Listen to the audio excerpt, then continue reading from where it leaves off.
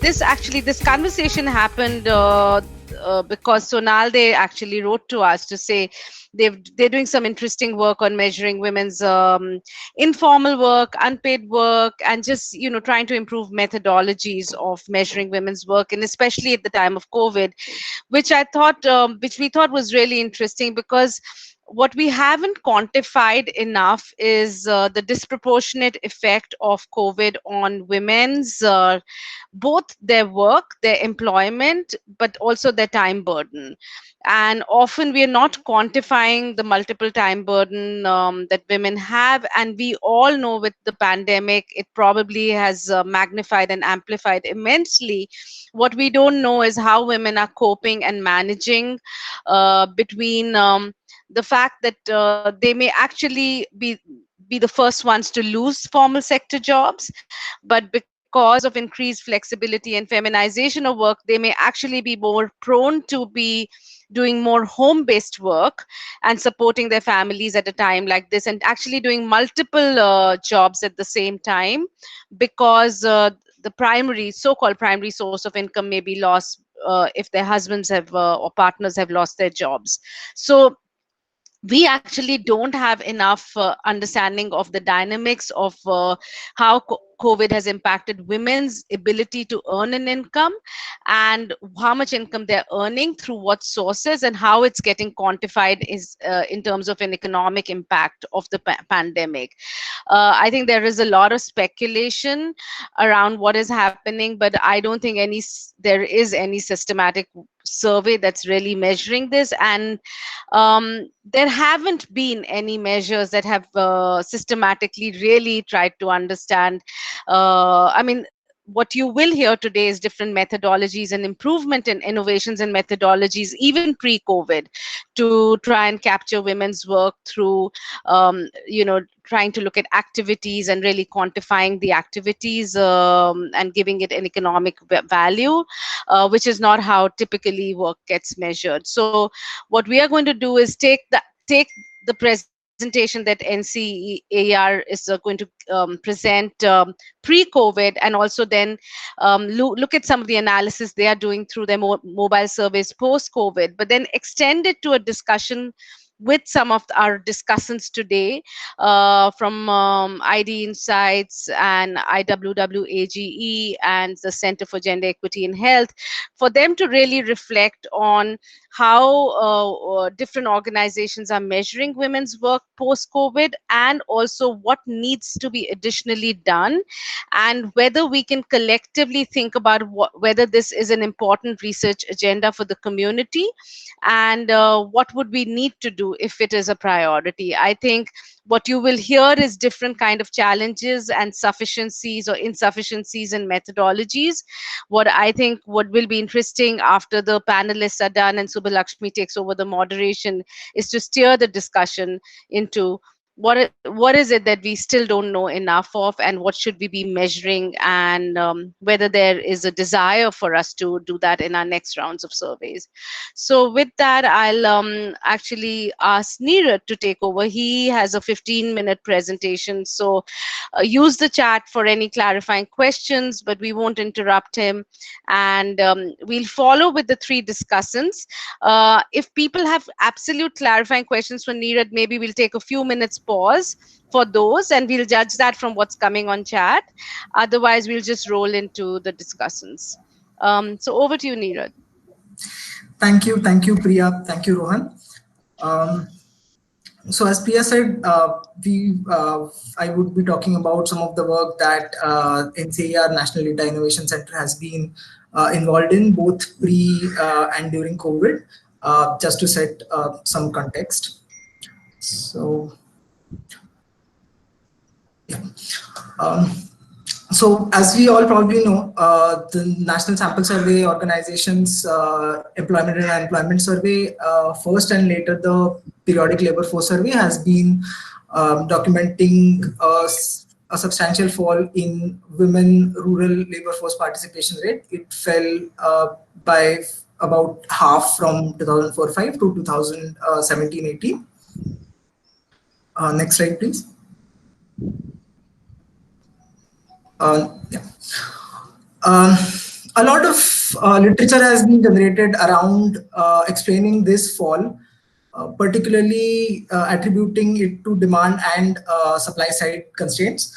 But not much literature talks about uh, the methodology aspects of it. So when you compare the National Sample Survey Organization's data with the India Human Development Survey, IHDS, a nationally representative panel data set, across same time frame, 2004, 5 and 11, 12, we see that IHDS reports just a marginal decline in WPR in working age population, whereas the WPR declines by about 14% for the National Sample Survey. So in this presentation, we would try to look at what are the potential what are the differences that cause these results.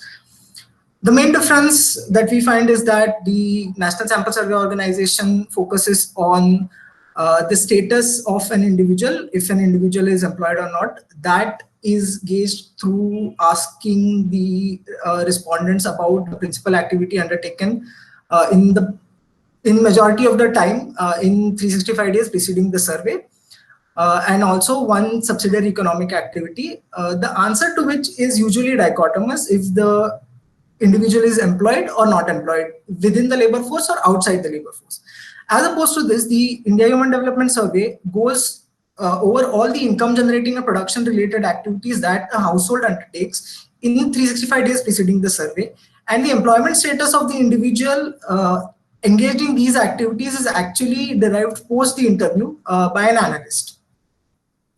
Next, please. So we argue that the status or the way NSS captures the data on the status of the employment of an individual, a lot of it depends on the respondent and the interviewer's interpretation of what counts as work.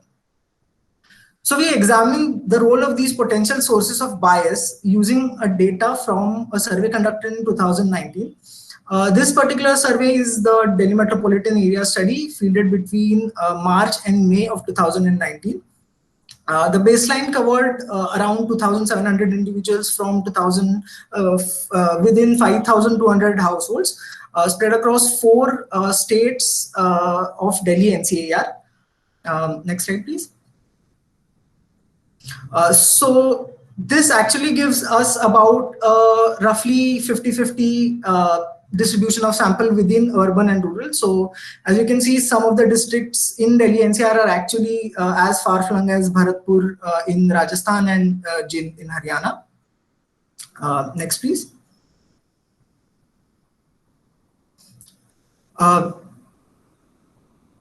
So we break down these two approaches. First, in the first section of the questionnaire, we ask about the status of all the individuals within that household. We ask what was the primary status of a person in last 12 months. And it is further broken down into being employed, unemployed, or out of labor force. These questions are exactly similar to what was fielded in the NSS 68th round and later in the periodic labor force surveys. Next question, the next slide, please. In the subsequent in the subsequent sections of the questionnaire, we ask in detail about each and every income and production related activity that the household undertakes. For example, we ask, does your household have a farm? And if the household has a farm, who or which individuals from the household work in that farm? Similarly, we ask questions about raising of livestock in last 365 days, any other household family business that the household might have. And then we also ask about all the wage and salary generating activities that each and every individual within the household undertakes. So the main difference between these two approaches, as I mentioned, is that while the first one relies on the status of the employment, the second one relies on what activities the individual undertakes. Next slide, please.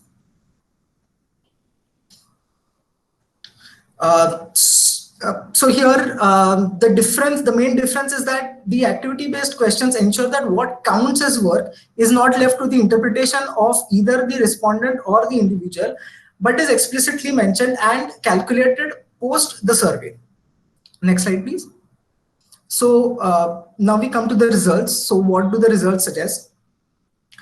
So when we compare the data that we get from these two activities for same individuals, first we see that the women's labor force participation or the workforce participation rises by 5 percentage points, whereas it remains relatively stable for men, and in fact it declines slightly for men.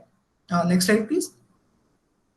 When we further break down these into urban versus rural, we find that while for urban women, the graph stays relatively stable, just like men, the WPR increases rapidly for rural women.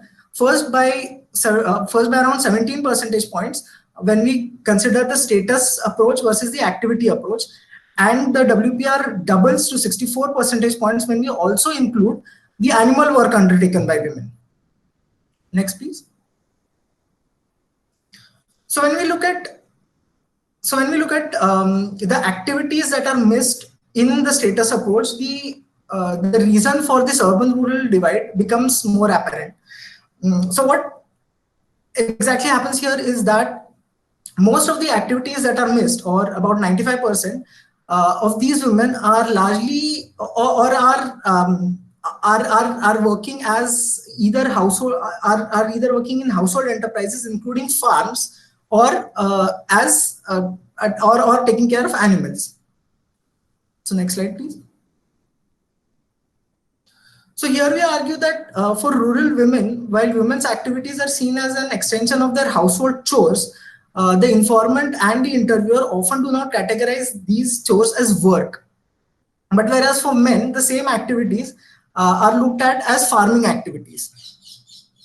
It's only when we ask detailed questions about the individual's engagement in specific activities that a better measurement of women's work emerges. The labor force surveys at the face value might seem gender neutral, but they do not take into account these implicit biases that rest within these individuals, both the respondents and the interviewers, who are vital to the interview process. So we are not alone who have come across similar differences. Literature both in India as well as in other developing countries notes that the norms of what a male farmer is, or what is considered as work for males, is much different from what is considered as work for females. Next slide, please. So we argue that while time use survey might be a more efficient way or the best method to capture women's work, more often than not, it is both more expensive and quite difficult to carry out in the field. So we suggest an approach based on the activities of an individual to come at the employment rates of a population or a sample. Next slide, please. So this was the baseline survey that we conducted between March and May of 2019, after which we randomly selected 1,200 households from within the larger sample of 5,200 households. One male and one female from each of these households was, or rather one male and one female each from all of these households was administered a short 5-minute survey based on about the employment status of the individual, and this this panel was repeated for 12 months. The original idea was to repeat this panel for 12 months. The individuals were informed at the baseline face-to-face interview that we would be tracking them or tracking their monthly employment status for coming 12 months. The final selection that we had was of about 1,100 each, men and women. Next slide, please. While we had originally planned to have this to have 12 monthly follow-ups starting March 2019 and ending about April or May 2020, we decided to extend this to better capture the ongoing crisis in employment caused by the pandemic. Next slide, please. So these are the brief results that we have from the monthly telephonic rounds. So this is between September of 2019 to August of 2020. The results in detail were discussed in one of the previous coordinate sessions by Sona. This basically shows us that the employment for rural women relatively stays flat because most of them are actually involved in rural or are involved in household farms rather than wage generating activities, which were most adversely affected during the pandemic. Next slide, please. So one of the important considerations that we have in any of the panel surveys is the attrition, especially when it's a high frequency panel. And the panel goes on for a longer time. So here we compare the response rates for men and women. Initially, we were a bit hesitant. We were a bit curious if females, the response rate from females would drop drastically or over time, since given that it's over a year long. But we found out that the response rate for women and men are relatively stable. From about 6th monthly round to 15th monthly round, both of them are about 70%. We actually see a slight increase in the response rate around monthly 12 and 13. That's the lockdown period where people are supposedly relatively free. Next slide, please. Neerad, Yeah. just wrap up in 2 minutes, please. Yeah. Okay. So we try to see if attrition across the sample introduces certain bias, but we do not see any bias across all the demographic characteristics that we can see. The leftmost is the leftmost bar is the baseline, then pre-COVID, and then during COVID. Next slide, please. Next slide, please. One more next. So we see that the sample stays relatively stable on all the demographic characteristics that we can think of: urban, rural, education, wealth, and most other characteristics. Next, please. Next, please.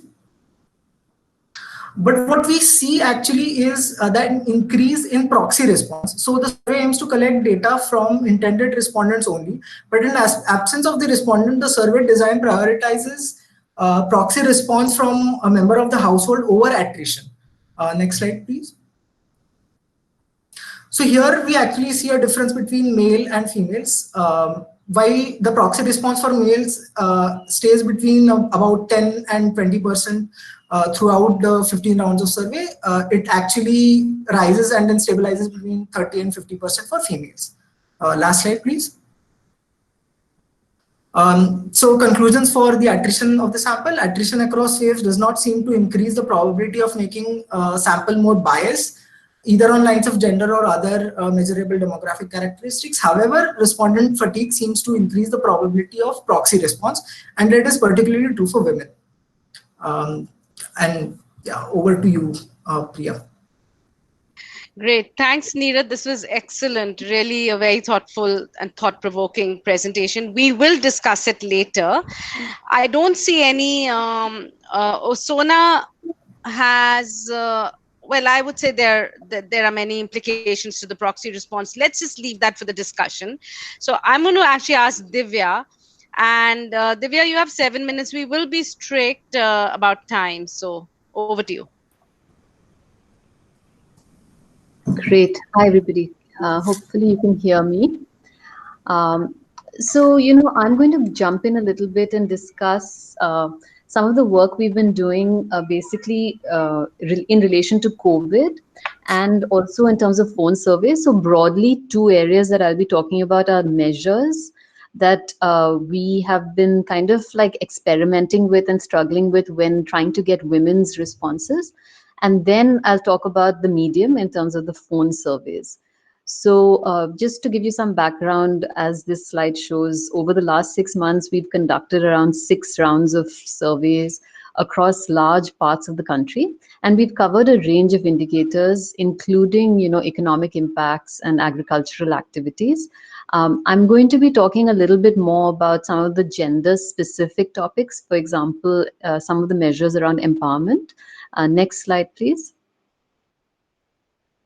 So, for example, one of the measures that we are interested in looking at is decision-making power. And, the hypothesis is that women, if they have greater decision-making power, there's, greater empowerment. However, when we have piloted some of the standard questions that exist, what we are finding, and this is not surprising also, is that there are some decisions that women don't want to take, or they feel that they're not interested in taking, and that triangulates well with also the other literature that's coming out on cognitive burden, in the sense that there are some decisions that women genuinely just feel that they want to leave to somebody else. The question, of course, and it'll be great to discuss later, is the normative framework is what are these decisions and who makes those decisions in terms of what decisions women take and don't take. And from a measurement aspect, given limited time, what do we ask women and men when we are trying to understand what their decision-making power is? So one of the solutions we found is, we would ask them, what are the kinds of decisions that you think are important? Similarly, what are your responsibilities and your husband's responsibilities? And related to that, what do you feel that you have decision-making power around those responsibilities? I would love to hear from you what you think about that, but basically this emerged from the field in the sense that otherwise when we asked questions around decision-making power, women were disinterested and sometimes, they didn't want to answer some of these questions. Next slide, please. And similarly, when we asked questions around mobility, again, the assumption is that some of the questions actually that when we're measuring mobility are around whether a woman can go out alone, if she needs permission to go out. And here we found that, these really need to be contextualized, because often in India, women are able to go out, they're, able to tend to their livestock in the geography around their house. But where where it really does become more important in terms of their autonomy is whether they can go out at night, whether they can go, far away from the house. Basically, the timing of the day. Can they go to a certain, up a hill? So there are these boundaries, and it's very difficult for a standardized survey to get at some of this, but it is important because otherwise, we don't get the kind of variation in particular contexts. And so again, from both these examples and another example I'll give is that it's really important to contextualize and pilot surveys so that you understand what the context is. Next slide, please. So this was a survey that we conducted pre-COVID, and the focus was on soil health cards, which provide information on fertilizer use. The key takeaway here is that we were trying to get at the agricultural decision maker to respond to whether they could understand the soil health card. And when we asked a question around agricultural decision making, we really wanted to get more women. But we ended up with only 66 women as compared to 1466 men. And the reason was that women kind of opted out. They said they clearly didn't really know about fertilizer use when we probed them about it. And this was one of the domains that they were not interested in answering in many cases. Regardless, what is interesting here is also some of the differences we found in this study in terms of access and use of mobile phones. As you can see, is that within this sample, men have much greater access, and they basically the monthly expenditure on mobile phones is higher. And across all these, some of these you can't see, but basically mobile use, the first one on the right hand side is internet use. Around 20% of men say that they use the internet as compared to really no women. And so, this kind of leads me to the next slide, which talks about remote surveying in the context of COVID, where we're trying to get more women to respond. And basically, given the constraints, as you all know, of access to mobile phones, we've been trying to experiment to get more women to respond. And so one solution we have found is basically having these warm-up questions where, even if we reach a male who responds initially, we try to get the male to kind of pass on the phone to a female. And initially our response rate, so the response was not great, but when we asked like about 4 or 5 warm-up questions, the pass rate really increased considerably. And we've written a blog on this and happy to share that if it's useful. Next slide, please. The other part to getting more women to respond is basically hiring more female enumerators. As you can see, there was a large increase in responses from women if the enumerator was a woman. Next slide, please.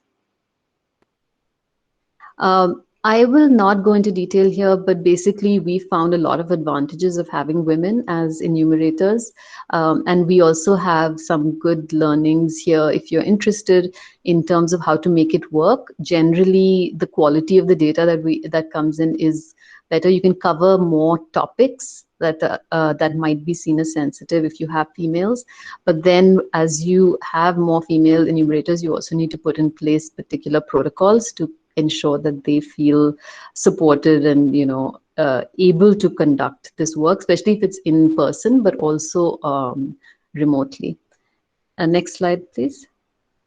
So, just kind of wrapping up here, basically, I'd love to hear from all of you in terms of some of these measures. How do you kind of contextualize them? How do you make them more sensitive to particular cultural norms and settings? How do we not kind of assume certain normative frameworks, or should we assume them? That's also a question. And then in terms of remote surveying, putting in place protocols to enable these subgroups to respond. Female farmers, for example, how do you get a woman to actually say that she is an agricultural decision maker? I think it's useful to also know that there are certain decisions that they do and do not make. So kind of understanding that upfront is useful. And then finally, this kind of, as I alluded to earlier, this balance between standardization of measures with getting more careful measures is something that is hard to achieve, but important.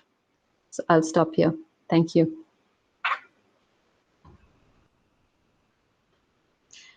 Great. Thanks a lot, Divya. Some really interesting thoughts that we'll take up in the discussion.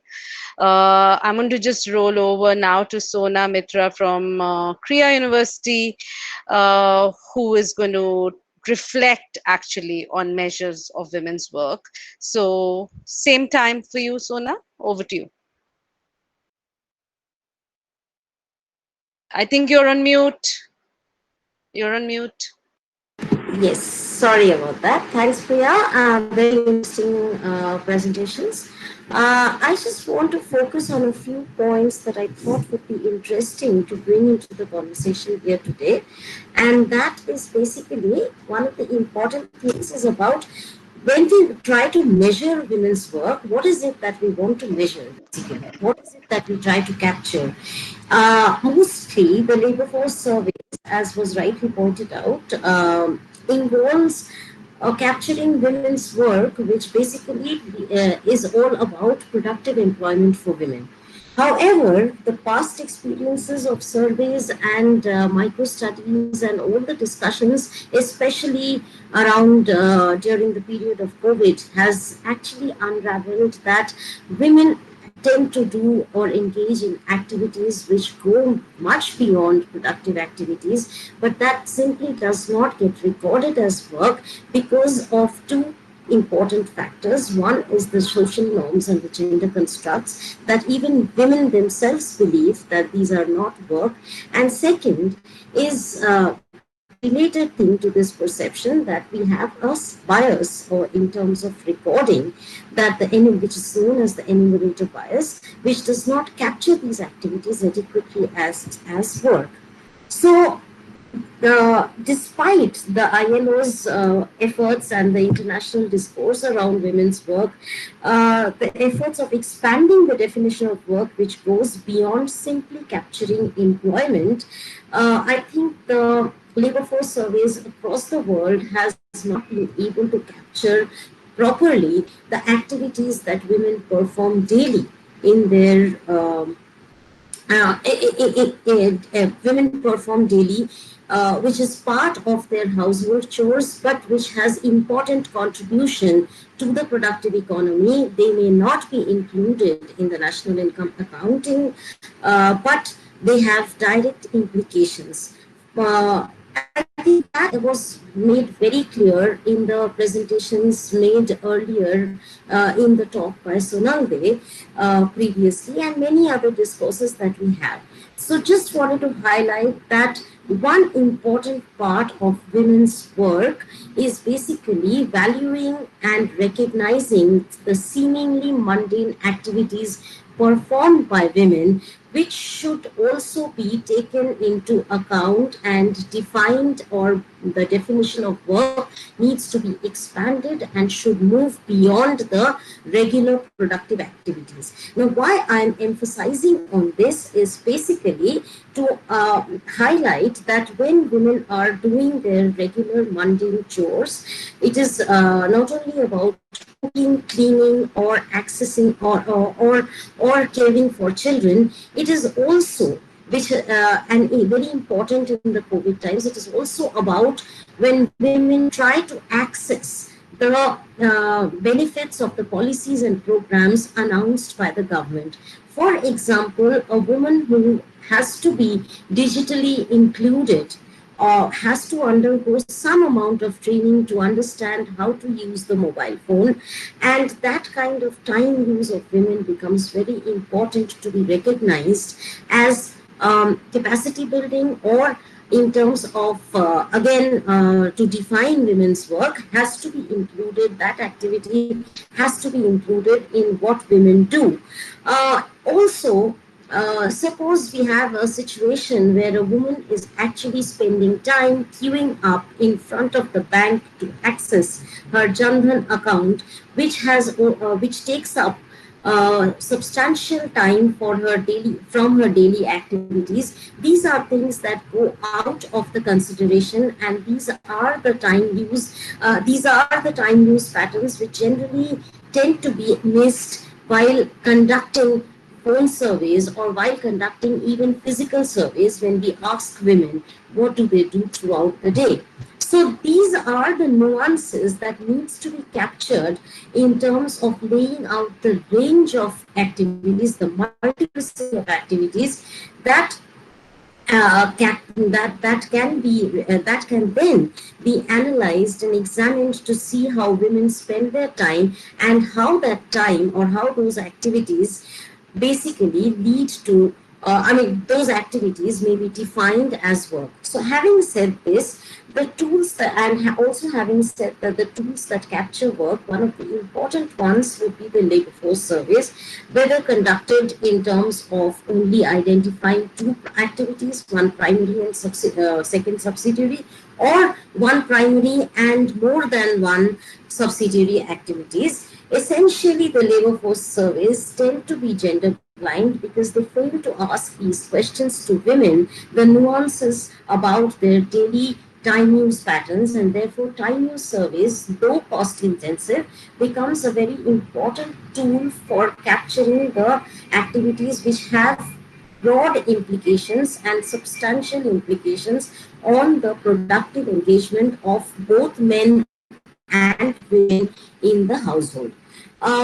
Of course, time use surveys have their limitations, not only in terms of cost intensivity, cost intensive, part, but it also suffers from the issues of simultaneity, which is basically when a woman performs childcare and also cooks or is in the field, what is the primary task that she is engaged into. So time use can also bring about these difficult questions, which basically needs much more longer discussions to be resolved.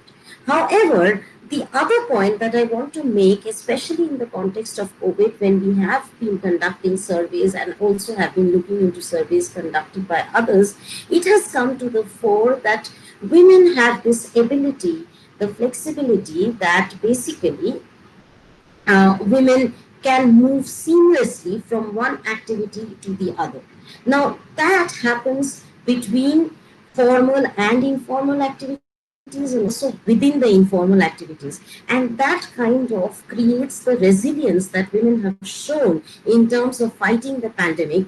And that is something that needs to be captured in the surveys that are being conducted currently. So how is it that women's activities are so fluid, women are so flexible in the interface of formal and informal, or within the informal, all the informal activities that they do. So those kinds of nuances need to be captured while conducting the phone surveys. And in that, there has to be a maneuvering of questions around women's own perceptions of household work, or ghar ka kaam, as they call it, essentially. So mostly what happens is that women's own perceptions are layered by the social gender constructs in which they live in, and therefore the work in the field, or the animal husbandry, poultry rearing, or the kind of unpaid family help that they put into family enterprises often get unnoticed, and it is recorded as extension of household work. Even sometimes home-based work performed by women, despite having an earning, gets recorded as an extension of the household work, and this has happened to the labor force surveys. Now, in COVID, what we have seen is an improvement on this. There has been many attempts to capture these separately and capture these nuances separately, and this is where the maneuvering becomes very important. How to ask questions, what kind of questions to be asked to women, so that they kind of specify that yes, it is ghar ka kaam, but these are the activities that we do. Often what falls through the cracks Sona, is basically, yes, Sona, maybe literally just wind up this point, please, now, and then Nandita will come in. yes. Yeah. And fine, no, this is my final point. So basically, what women want to maneuver is one. What falls through the cracks is basically when women do some productive work, but then that also gets extended as household work. That is, I'm speaking about women unpaid which women are not recognized even when they are doing productive engagement. So this is the crux of what I wanted to present in terms of what to Thanks. measure, trying to capture women's work. Thank you. Excellent. Thanks, Sona. Nandita, over to you. If you finish in 7 minutes, we literally have 10 minutes left for discussion. Thanks. Over to you, Nandita. Thank you. Sona, thanks for, I think your last point was asking the right questions. And I think that is what I'm going to reflect on in the context of some of the work that we've been doing in putting questions into global surveys around COVID and gender across fields, but in particular on women's economic empowerment. So one of the first point, I just want to talk about the big picture reflections, but one of the things we're facing as a field is the fact that over the last 6-8 months, some of the learning needs and priorities of measuring have rapidly been in a very dynamic stage. What we want to know and what sort of our priorities on, particularly on informal work, because of the economic impact on women and on the sector itself, has been dramatic. And so over the time, like right from the time lockdown started, our questions and our needs to know different aspects of what's going on in the sector have changed. But at the same time, as a sector, we've also faced this whole issue of constraints of methodology. What can we do? And particularly around contact with participants. And I think studies like NCAER study around phone surveys was very well primed and timed in a sense, and very important because they were able to sort of capture in real time what was going on and so on. But one of the things that we've sort of experienced while developing surveys with different groups is this whole question, this whole issue of asking the right questions, and whether we understand and whether those questions have been validated, whether they come from surveys, and what's been the testing and validation of those questions. But one additional challenge that we have faced has been, because of phone surveys and because of this nature of contact, has been about brevity, or that you want to do as few questions as possible, given that you have maybe 15 to 20 minutes with participants. But the second issue that we have also faced is the sensitivity of those questions, because as I think previous participants said, and as we all know, women are obviously less likely to have phones and are also less likely to have control over those phones. And when we speak to like our partners in the field, some of the issues they cite are things like, that there's this whole issue of how much time women can, be seen spending on a phone, what sorts of questions they can ask. And of course, there are ethics and other sensitivities about those questions. So I feel like one of the sort of suggestions for this whole like community on gender research is really about documenting what works, because this is obviously a really critical time, and particularly about documenting what works in terms of questions. So I want to leave that there. The second issue that I want to talk about very briefly is that, and this is something that we've also done, is that a lot of our questions have been based on measuring impact and change. A lot of our questions are about, what was sort of the informal work scenario, what was the access to financial assets before and since COVID, and so on. But I think what is also important in terms of our work is this whole experience of informality. To understand what really has changed qualitatively in the sector. And it may be true that women are working, but are they getting less wages for that amount of work? What is sort of, what is the discrimination or bias that they experience? But at the same time, maybe more positive stories about what's benevolence, what are aspects related to women's resilience? Because as such, the informal sector anyway had lower safety nets. So, how have they dealt with this crisis in terms of, their own capacity and the sort of what they have in place? But again, like these are sort of some issues that we want to study, but they're not easy to study. So I think for our community, I think one of the sort of opportunities and also challenge going forward is how can we study them better through either experiments or through pilots, and really understand the qualitative nature of the struggles around informal work and what women are kind of going through.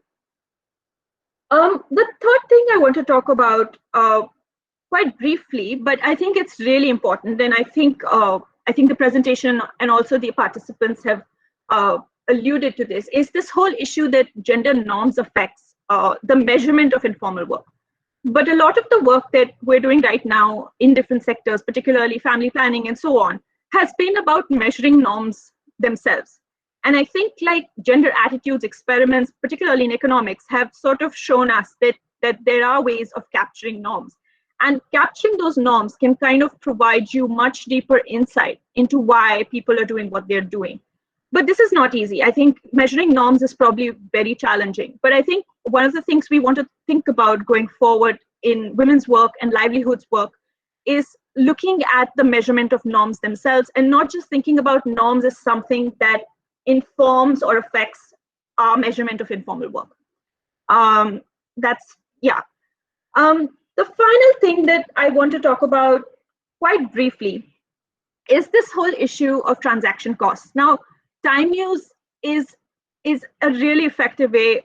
It's a mirror to our lives, and it kind of gives you the hard facts of who's doing what. And I think the first presentation and their study really talked about how asking the right questions or asking questions in a more informed way can really optimize that method, can really tell you something beyond what we sort of assumed And I think that's very important. But one of the things that we want to know in the labor field is this whole question of transaction costs. And some of the work that we've done in our survey, some of the questions in our surveys have been around, the nature of those aspects. So for example, in accessing, say, banking, like looking at what are the challenges to banking? Like, are there longer lines? Like, what are the different aspects that affect women's work on a daily basis? Relatedly, I think we also want to know about the perception of these costs, because it's also likely that when the lockdown was implemented, these sort of transaction costs looked insurmountable.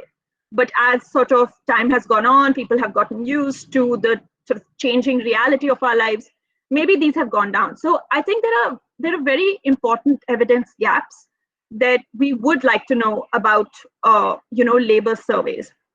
Relatedly, I think some of the work that we in the gender field need to do a bit more is looking at the influence of other domains. So it's not just informal work that's in transition.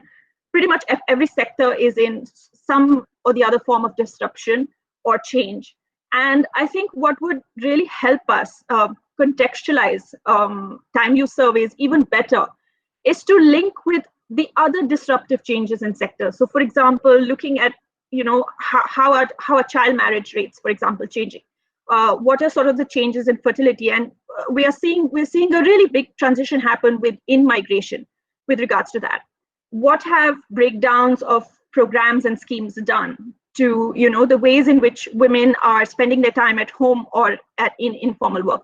So I think there's a lot of value in knowing, in engaging cross-sectorally on these topics. And I guess I want to leave with a final thing, which is maybe also the purpose of CoreNet, which is that given the constraints of methodologies, given the constraints of contact, and the nature of the way things are, collaboration is the key, because at the end of the day, opportunities to engage with participants are limited, the kinds of things we can ask is limited. And I think it's only through collaborating that we can kind of get to a better understanding of, the impacts of COVID and generally in gender. So I want to end there and hand back to Priya.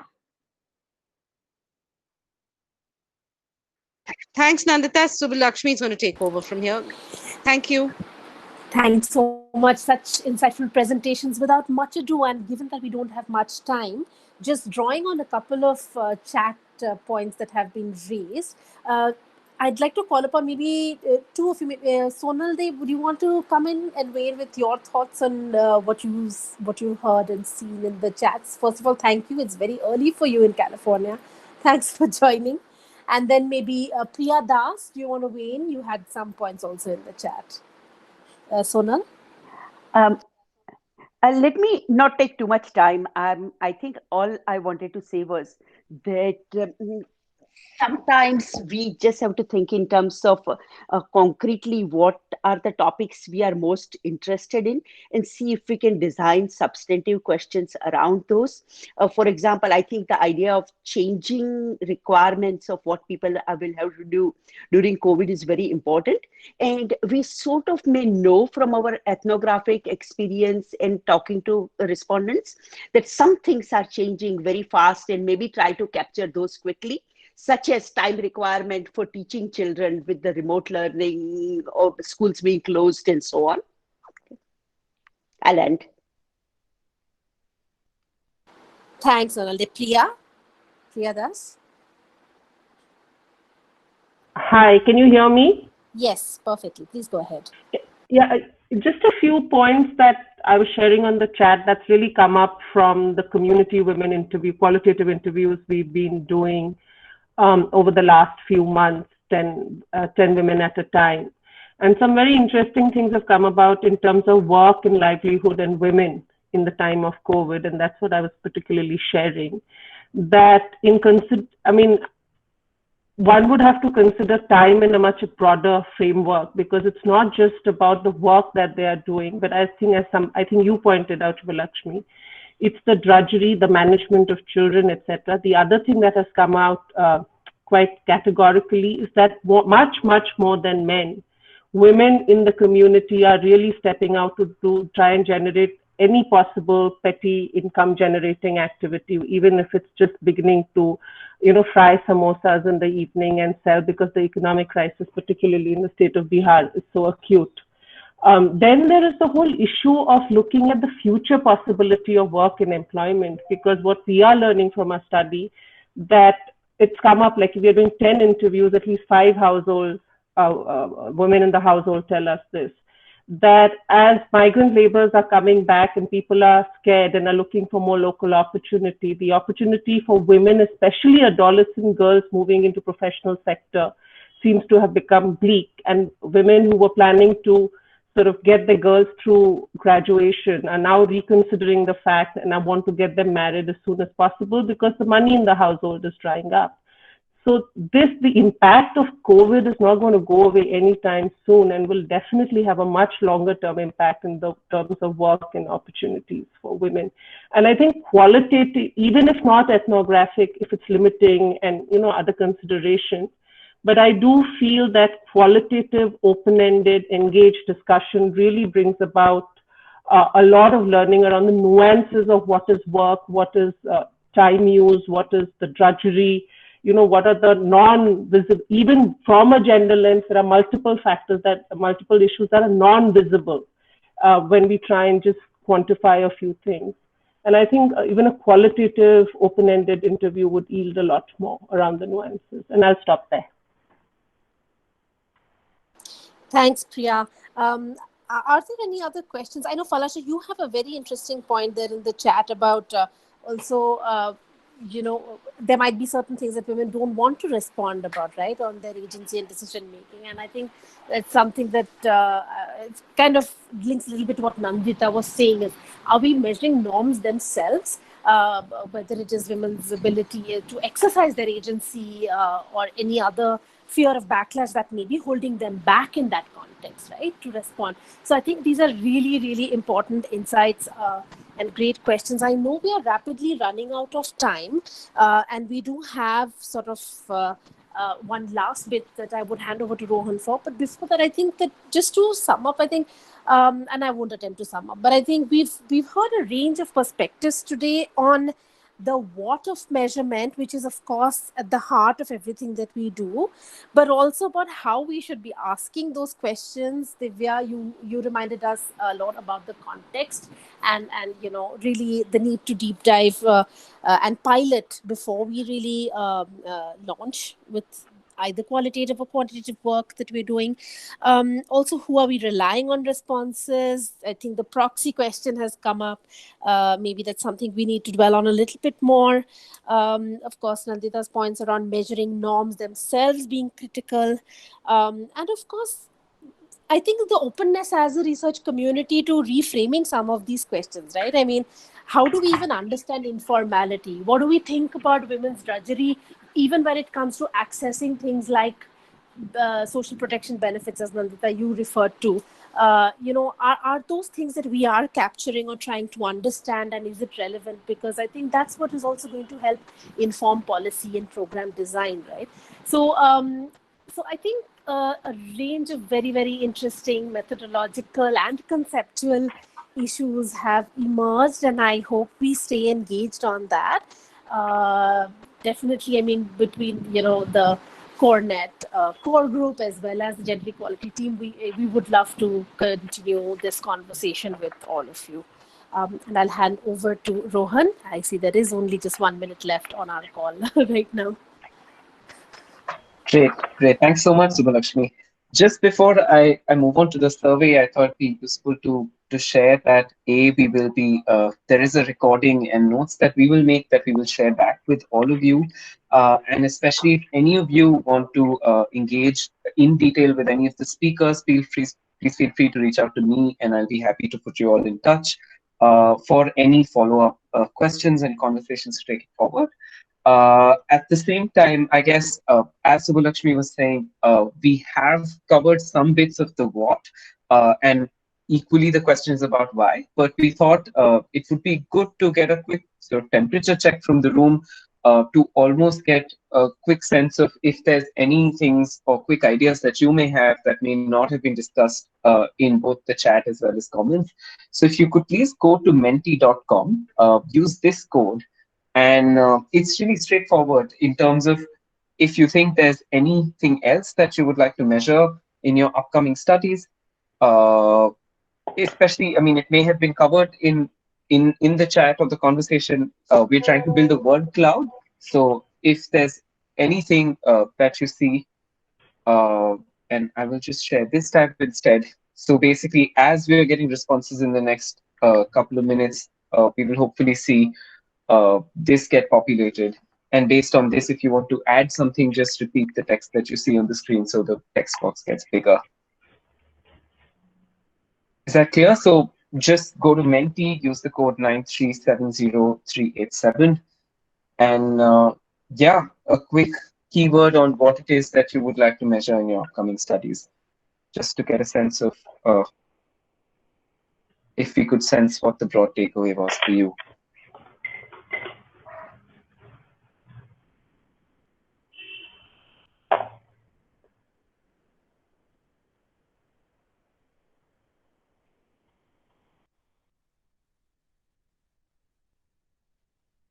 Great, we have 4 responses. Maybe we'll go another 30 seconds.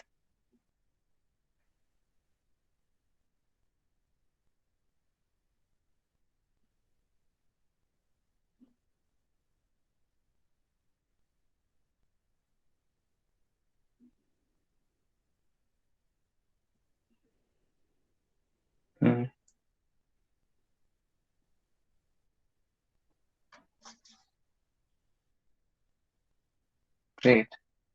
We're at about 9 responses. If I get about 12, I think we could pause. So in case if you haven't, I can see we're still about 30 people on the call, so there should be some more.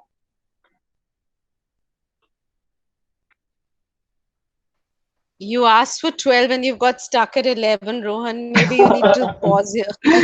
Right, okay. Yeah. Yeah. All right, but oh, yeah, we've got 12. Great. Great. Thanks so much for who this last person was. But thank you so much, everyone, for your time. Thanks to Neerad, to Divya, to Sona, and to Nandita, and to Priya and Subhalakshmi. Thanks so much for all of your time and effort. This was an extremely engaging, enriching conversation. I'm sure this is not the last time we're having this, and there will be lots that comes out of this. But in case you haven't joined CoreNet, either through the web platform or Slack, all the details should be in your chat window. Please reach out to us if there's any questions or thoughts you have.